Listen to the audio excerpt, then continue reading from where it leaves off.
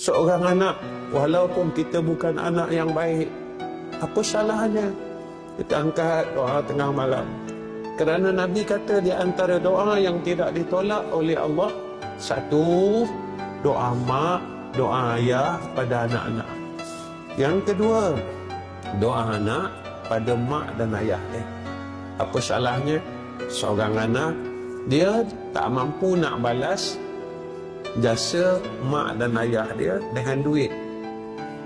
Ada anak-anak yang macam tu, Ustaz, saya bukan kaya, saya tak mampu, Ustaz, nak bagi duit dekat mak ayah saya setiap bulan, saya pun tak cukup, Ustaz.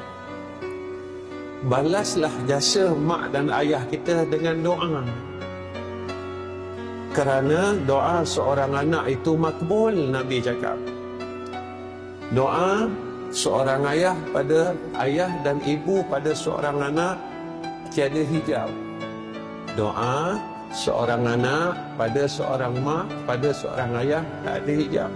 Apa salahnya kita sebagai seorang anak angkat tangan, ya Allah, aku nak bagi duit dekat mak aku tak ada duit.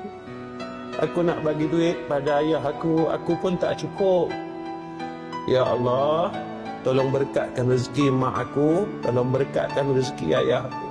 Tolong sihatkan mak aku, ya Allah. Tolong sihatkan ayah aku, ya Arhamar Rahimin.